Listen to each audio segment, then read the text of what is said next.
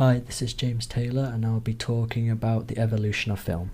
First of all, I'll be talking about the Lumiere brothers. They were two brothers that were in France and they were the first people to make a camera. But the camera didn't move, it couldn't record any sound, and it could not edit. They had no way of editing the clips they got. Here I'll be showing an example of my work and their work as well as a comparison.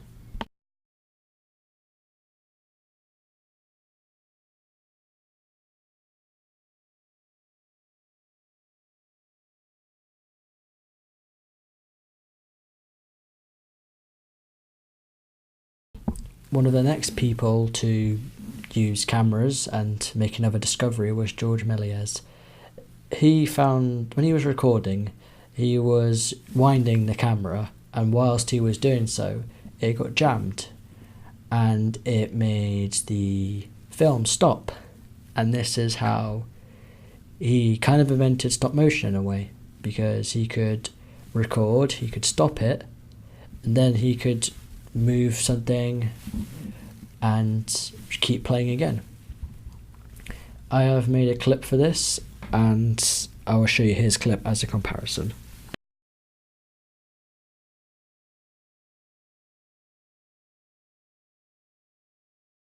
One of the next people to make a discovery was Kuleshov.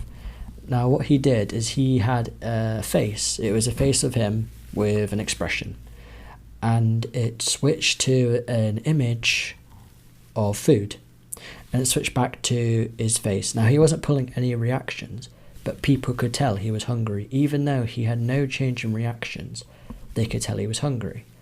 Oh, this is what the audience made assumptions.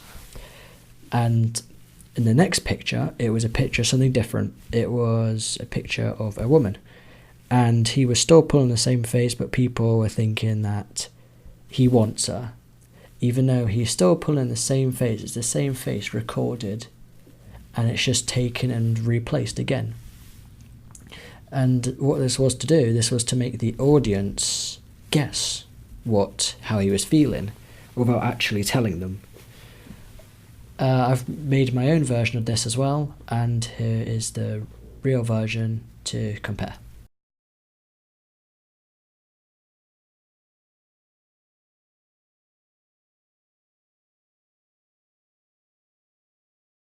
Another filmer was Edwin S. Porter.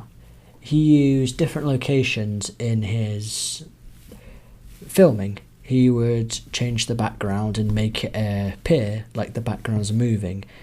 In the Great Train Robbery, they were on a train, and, well, it wasn't a real train, but it made the illusion like it was a moving train because they made the background image of the trees move, so it looked like the train was moving. He also made the characters walk off the screen. He did this in the Great Train Robbery. They walked off the screen and they continued elsewhere. I have made a version of this to present, and obviously the real version to make a comparison to as well.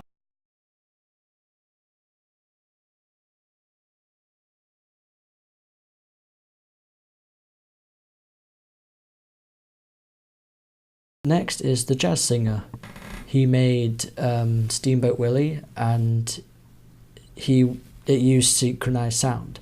Now what that was is, since they couldn't actually record sound, this made things more difficult, and especially if they drew their own images, they couldn't actually be sound. So what he did is he drew images in Steamboat Willie, made them animate, he took a picture, got to the next one, etc. But what he did is when it came to someone banging a spoon on a pan, he put a sound on top of it to make it seem like it was real and they were actually banging something and sound was being made.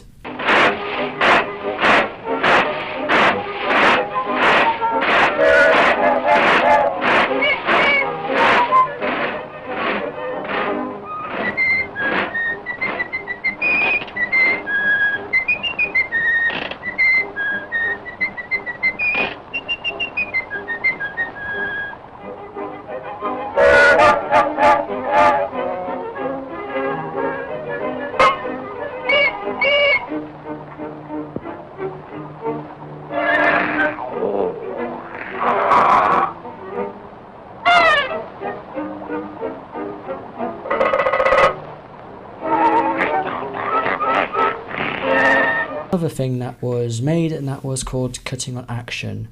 Now this wasn't a physical thing, it was more of a editing technique. Now what they would do is they would record something, record two people, for instance in the Matrix, when two people are walk through a metal detector to get their thing scanned. It stops and the camera angle changes, but it continues the story just from another perspective, from another camera angle. And that's what they have done in the Matrix. I'll show you a clip, and I'll show you my clip to compare to.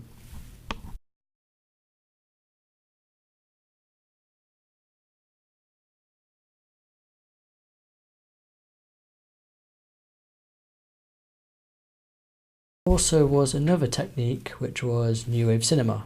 Now in this they used a lot of jump cuts, and what they also did is they used this example in Deadpool. Now in Deadpool there's a lot of jump cuts in Deadpool, but another thing they did is they broke the fourth wall, which made the actors talk into the camera like they were talking to the audience, talking to us. Deadpool does this on some occasions where he looks to the camera and talks to the audience. Oh, hello. I know, right? Shit. Did I leave the stove on? Thing is Hollywood montage. Now this was telling a story, but in a montage. And a montage is where it tells a story, but in a very short amount of time. They used this in Rocky when he was working out to get better. It showed him running, then it stopped, showed him boxing in a boxing ring, and they added sound on top to make it all flow and to make it all go well. And this was a montage. But a Hollywood montage is the same thing, but it's just sped up more, it's more quick, it's more fast paced.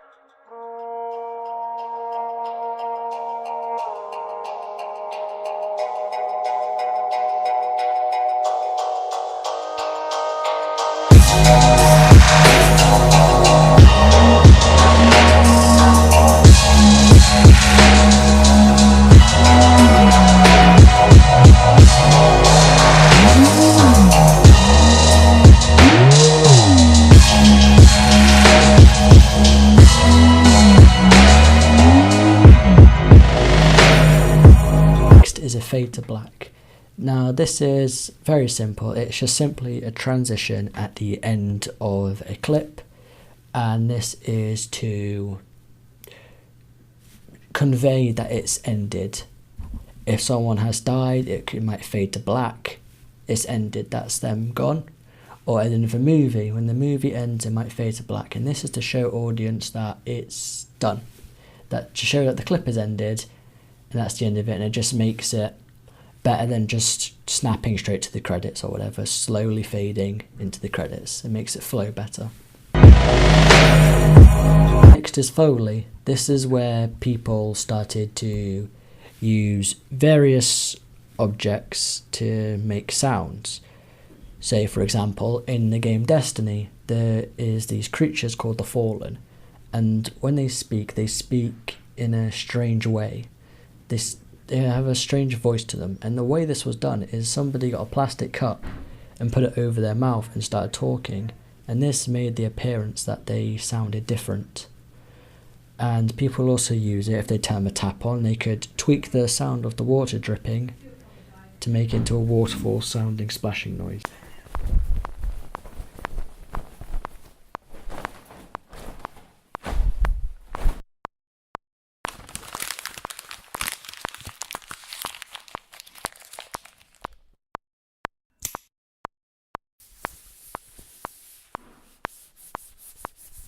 Is the 180-degree wall and the 30-degree rule. Now these kind of go together, it's kind of the same thing in a way. Now this is where the camera goes no further than 180 degrees, but doesn't go less than 30 degrees. And it's to show a conversation between two people, normally, but it can be used for other things too.